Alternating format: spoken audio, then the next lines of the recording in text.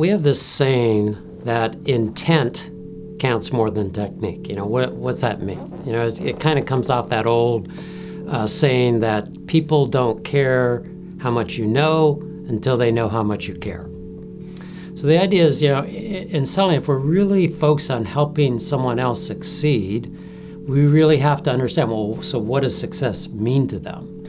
And to do that, we're going to have to ask them a lot of questions. I said, well, so what's going on today that's stopping you from getting that success? How's that showing up as a problem? If it were solved, how would you measure success? What's the value of getting that success? So if we're going to help someone, if we're really committed to diagnose before we prescribe, we're going to have to ask them a lot of questions, and they have to decide how much of that information are they going to disclose.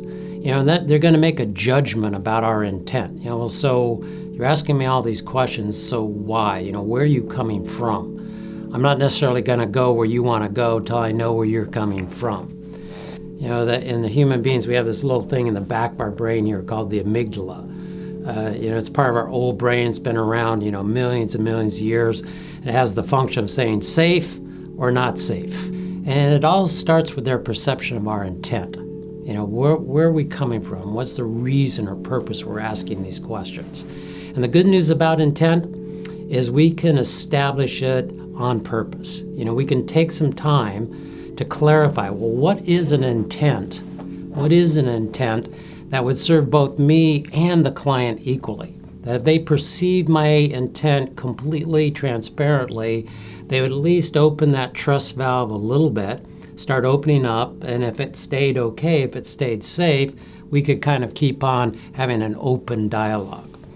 So we can practice our intent. We can get crystal clear on what that intent is, so that before we pick up the phone, before we walk in the door, we're living that intent. It's not something we put on. It's something we took away everything else, all the noise in the system, all the things that tell us, what we should be doing. So that when we walk in that room, people perceive our intent even before we open our mouths and say a word. So intent, counts more than technique. Intent opens the door of understanding through which our skills of inquiry and advocacy can pass through. So remember, intent counts more than technique.